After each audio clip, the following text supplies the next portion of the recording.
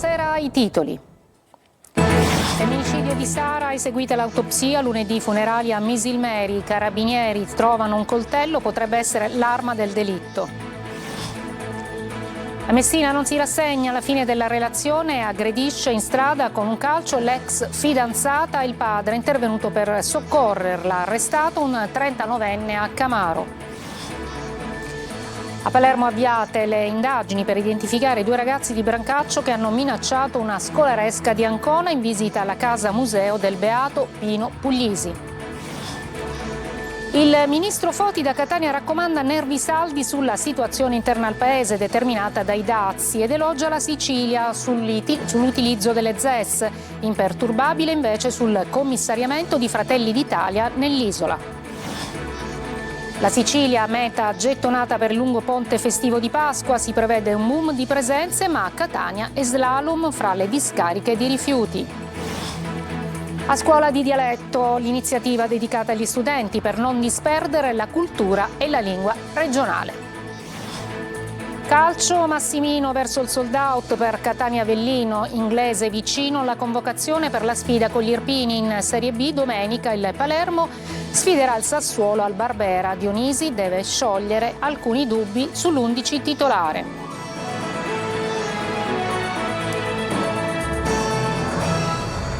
Buonasera, e dunque domani verrà riportata a Misilmeri la salma di Sara Campanella, la studentessa uccisa a Messina. Intanto oggi l'autopsia e sarebbe stato anche ritrovato un coltello nella zona adiacente quella dell'omicidio, da capire se è l'arma del delitto. Francesco Triolo.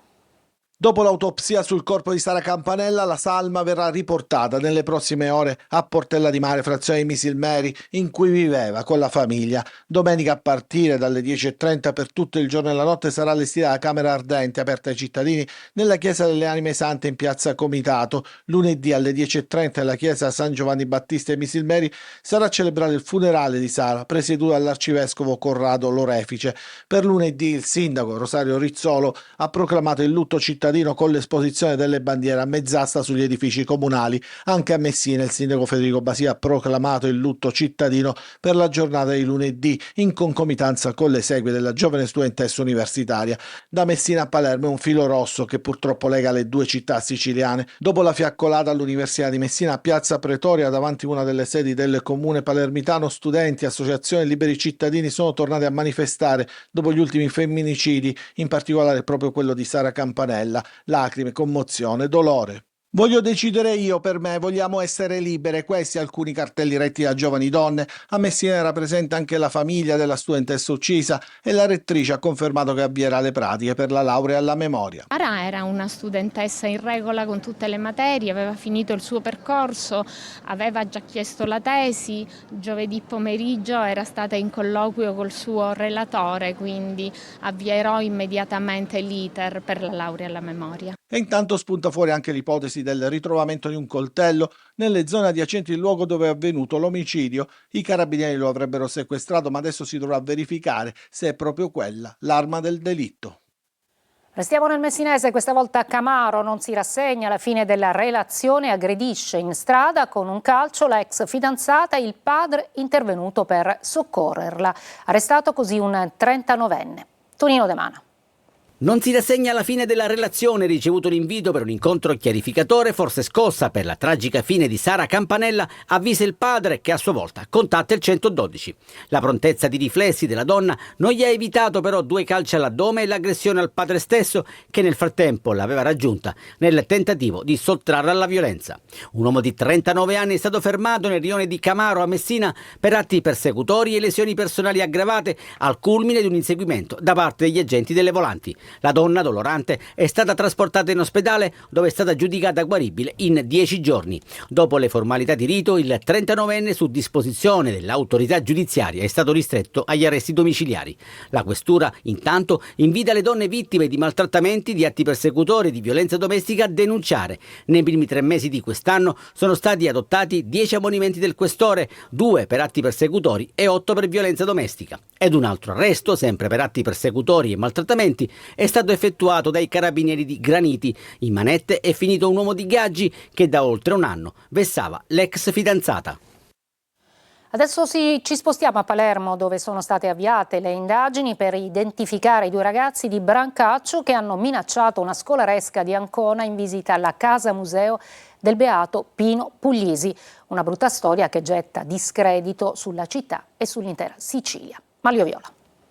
Minacciati da 2 ragazzi di Brancaccio mentre aspettano i compagni per andare via. È la brutta avventura capitata a un gruppo di studenti del liceo Rinaldini di Ancona in viaggio di istruzione a Palermo. Studenti e professori, 123 in tutto, avevano visitato la casa museo dedicata al beato Pino Puglisi a Brancaccio, ma uscendo mentre attendevano i compagni sono stati minacciati dai ragazzi del luogo. Cosa siete venuti a fare? Andatevene via, hanno intimato i 2 armati di coltellini. Adulti e minori impauriti si sono rifugiati sui pullman mentre gli operatori del centro Padre Nostro chiamavano la polizia subito intervenuta. Episodi del genere non sono nuovi per gli operatori del centro, dice il presidente Maurizio Artale. Purtroppo aumenta sempre di più il grado di violenza nella piazzetta di Padre Pino Puglisi. Dobbiamo capire fino a che punto dobbiamo arrivare. Speriamo che non ci deve scappare il ferito e il morto addirittura.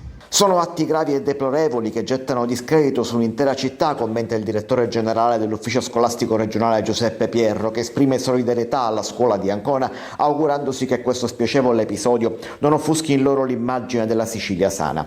Pierro conclude augurandosi anche che un sempre maggior numero di studentesse e studenti vengano a visitare i luoghi in cui ha operato con coraggio il beato Puglisi, sacerdote esemplare e grande educatore. L'episodio è grave perché sintomatico di una allergia che ancora persiste verso lo Stato in alcuni abitanti del quartiere, dice il vicepresidente della Camera Giorgio Mulè, che aggiunge: questa allergia va combattuta con interventi di prevenzione e sociali. Della vicenda la prossima settimana si occuperà il Comitato per l'Ordine e la Sicurezza Pubblica. A Catania, blitz della polizia nel quartiere di San Cristoforo, arrestati 2 pusher, chiuso un panificio per carenze igieniche e salvati animali maltrattati. Orazio Longo. Chiuso un panificio, arrestato un venditore ambulante e denunciati 2 spacciatori. Sono alcuni dei numeri della maxi operazione disposta dal questore di Catania e portata a termine dalla polizia nel quartiere di San Cristoforo con la collaborazione della Stradale, del Corpo Forestale dell'ASP, del Dipartimento di Veterinaria, dell'Ispettorato del Lavoro e dei Vigili Urbani. Colto in flagranza un pusher di 21 anni con 38 grammi di marijuana e 9 di hashish. Nascondeva la droga in casa, mentre un 30enne è stato trovato con 1 chilo di marijuana già in dosi nascosta nel bagagliaio della sua auto. Il fiuto dei cani Maui Ares ha portato le forze dell'ordine a individuare una piazza di spaccio in via Gramignani che offriva ai tossicodipendenti una cosiddetta drug room. 2 catanesi di 47 e 57 anni sono stati denunciati. In un'altra zona del quartiere trovate 28 dosi di cocaina. In un panificio gastronomia della zona di Piazza Palestro sono state rilevate gravi carenze igienico-sanitarie e persino formiche nella farina e insetti nel laboratorio. 22 kg di alimenti tra pesce, formaggi, salsa e pasta erano privi del requisito della tracciabilità. Ad un bar di via Aquicella è stata contestata l'occupazione abusiva del suolo pubblico, mentre in una macelleria nei pressi del cimitero sono stati sequestrati 162 litri di vino e 15 kg di formaggi privi di tracciabilità. Sanzionata un'attività di noleggio in via Palermo, tra le altre cose per assenza della copertura assicurativa.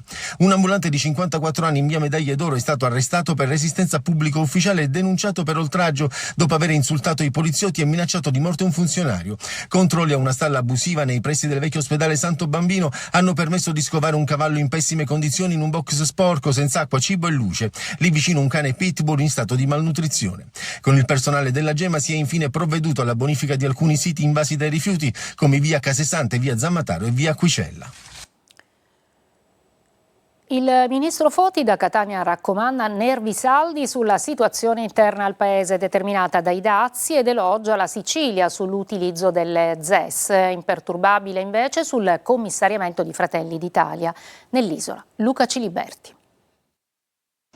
I dazi di Trump preoccupano e stravolgono l'agenda politica del governo Meloni, preoccupato dalle reazioni dei mercati e dalle ansie delle imprese italiane che vedono restringersi l'export verso gli Stati Uniti. È indubbiamente una situazione nella quale bisogna tenere i nervi saldi, a non drammatizzare. Dobbiamo necessariamente, per quanto riguarda l'Europa, disboscare tutta una burocrazia inutile che attualmente pesa sul sistema delle imprese. Fratelli d'Italia continua a sostenere come è necessario il riarmo europeo e critica la piazza dei 5 Stelle organizzata per sabato a Roma. Chi ha firmato per il 2% del PIL alla NATO è stato Conte e non mi pare che alla NATO non si parli di armamenti. L'errore, a mio avviso, comunicativo che viene fatto è che se si parla di riarmo, psicologicamente le persone pensano subito a carri armati, a missili o quant'altro. Il ministro Foti è arrivato a Catania per parlare di zone economiche speciali, ribadendo che lo scorso anno, a fronte di 1 miliardo di investimenti in Sicilia, sono stati riconosciuti circa 560 milioni di credito d'imposta, praticamente il 25% degli investimenti complessivi. Di fatto, l'incontro poi si è trasformato in un appuntamento di partito che, seppur commissariato da Roma, risulta essere sempre vivace al suo interno. Nessuno pensi che vi siano problemi particolari in Sicilia rispetto ad altre parti del paese, anche perché quando si aprono le urne la Sicilia è sempre ricca di messe di voti per Fratelli d'Italia. Sanità, cantieri aperti e nuovi acquisti di dispositivi ospedalieri con i fondi del PNRR anche a Ragusa, il sopralluogo della regione. Sentiamo Veronica Barbarino. Anche nella provincia di Ragusa, cantieri avviati e nuovi acquisti di apparecchi ospedalieri con i fondi del PNRR. A Ragusa in particolare si lavora su 2 nuovi acceleratori lineari all'interno del reparto di radioterapia oncologica dell'ospedale Maria Paternò Arezzo e per la realizzazione dell'ospedale di comunità a Ragusa Ibla. Per verificare lo stato dell'arte dei lavori e l'utilizzo dei nuovi macchinari è arrivato Salvatore Iacolino, direttore del Dipartimento Pianificazione Strategica dell'Assessorato regionale della salute. Dei momenti di confronto, di osservazione ed una valutazione complessiva rispetto agli obiettivi fissati dal governo Schifani, che è quella di poter attuare concretamente i programmi che sono stati inseriti all'interno dei contratti dei direttori generali, e qua a Ragusa stiamo lavorando speditamente per poterli realizzare nei tempi richiesti. Procede l'installazione degli acceleratori lineari di ultima generazione. La prima delle 2 apparecchiature verrà collaudata nei prossimi giorni e sarà funzionante entro giugno. In stato di avanzamento il cantiere dell'ospedale di comunità. Come da cronoprogramma, l'opera verrà completata entro la fine dell'anno. Il direttore Iacolino ha visitato anche il reparto di emodinamica dell'ospedale Giovanni Paolo II, dove da settembre è in funzione un nuovo angiografo digitale fisso. Conclusa la visita nell'unità farmaci antiblastici, dove giornalmente vengono distribuite 100 preparazioni sterili chemioterapiche per i pazienti dell'ASP ragusana. Un incendio ha paralizzato l'autostrada 18 Catania-Messina nel pomeriggio, coinvolgendo un autobus con a bordo, oltre all'autista, un solo passeggero e causando forti rallentamenti. Le fiamme divampate a bordo dell'autobus che viaggiava in direzione Messina nel tratto compreso tra Cireali e Giarre. Sulle cause dell'incendio sono ancora in corso di accertamento. E c'è una buona notizia, perché Catania è la città italiana dei giovani 2025. Il comune siciliano è stato proclamato vincitore del premio. La cerimonia si è avuta oggi alla Presidenza del Consiglio dei Ministri, dunque a Roma, nel progetto per la valorizzazione delle competenze dei giovani attraverso il dialogo con le istituzioni, le imprese, il territorio, l'inclusione sociale e la trasformazione digitale. Catania subentra Potenza, vincitrice dell'edizione 2024, superando le città di Pisa e Torino. Una breve pausa e poi ci occuperemo delle imminenti vacanze pasquali, e la Sicilia è una meta davvero tanto gettonata.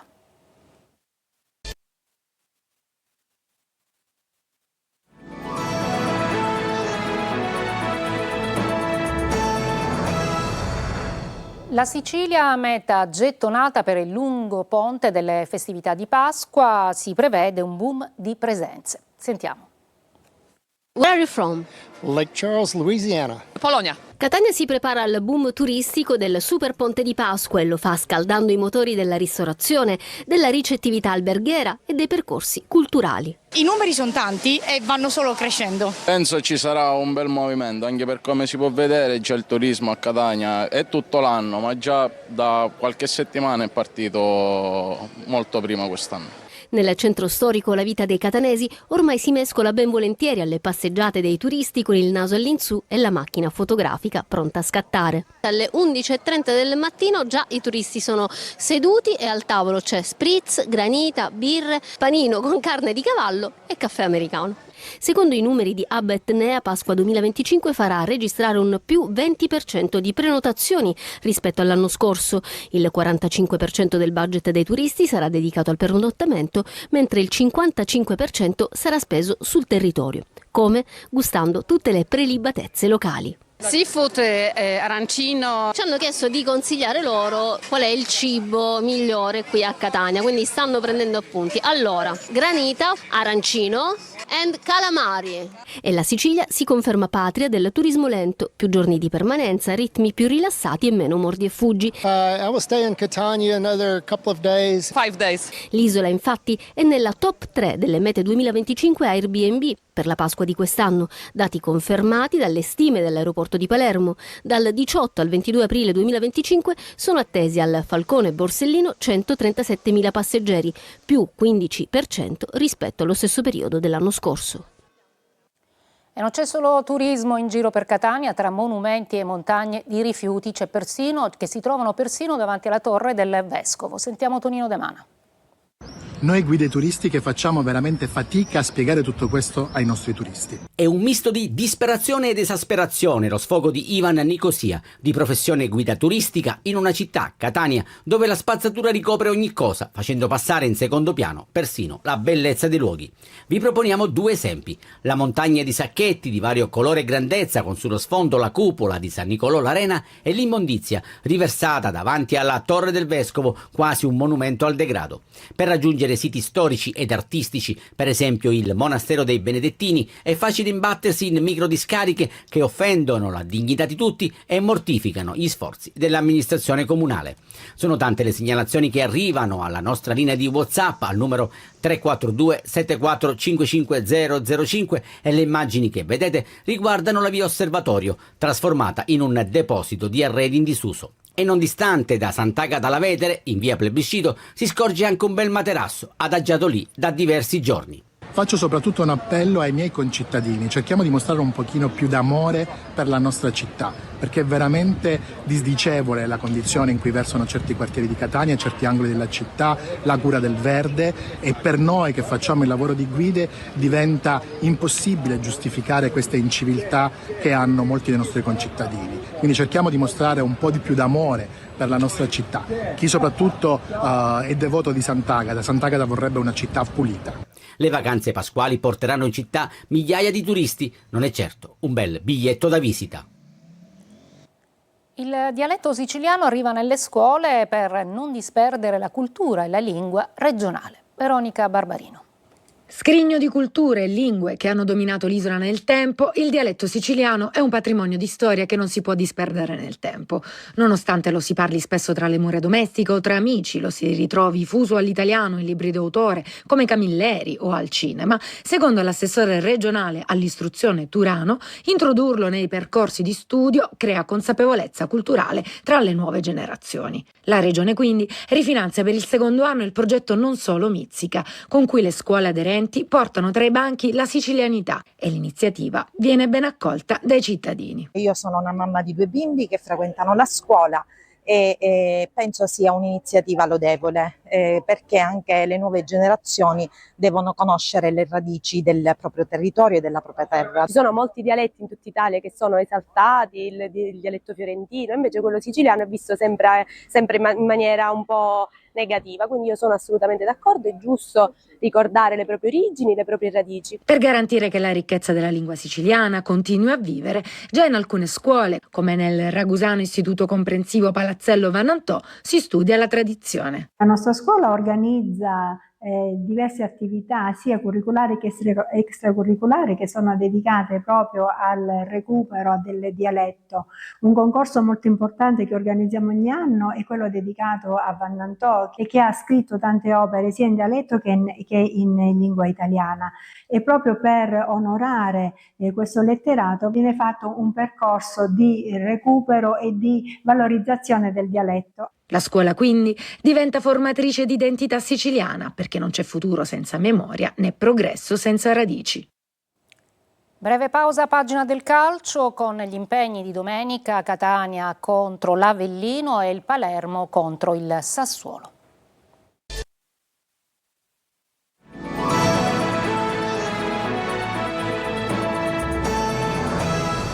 Veloce al calcio, Massimino verso il sold out per Catania Avellino, inglese verso la convocazione. Sentiamo Angelo Gagliano.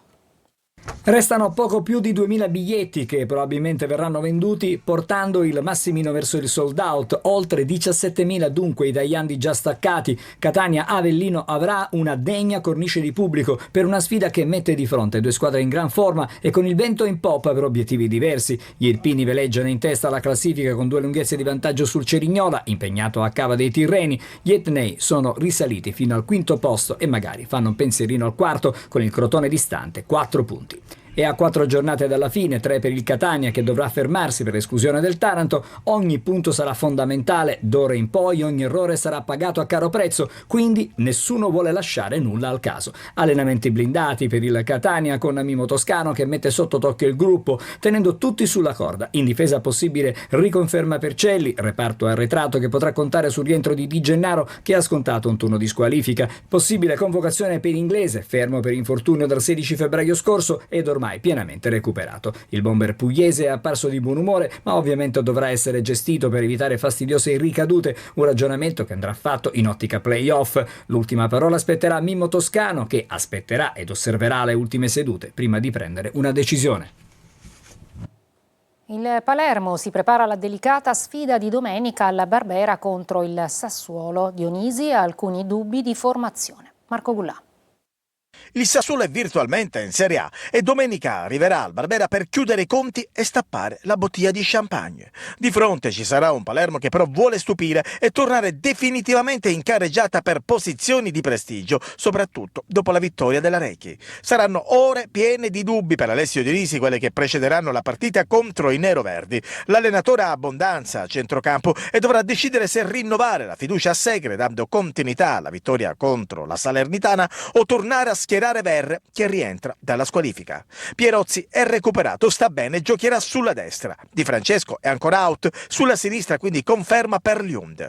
Il Sassuolo in 31 partite ha realizzato 67 gol, prova di estrema difficoltà quindi per la difesa rosanero. Rispetto al match dell'andata il Palermo potrà contare su Magnani che dal suo arrivo ha migliorato sicuramente le prestazioni del reparto difensivo. I tifosi ci credono, ottima prevendita, si va oltre i 25.000 al Barbera.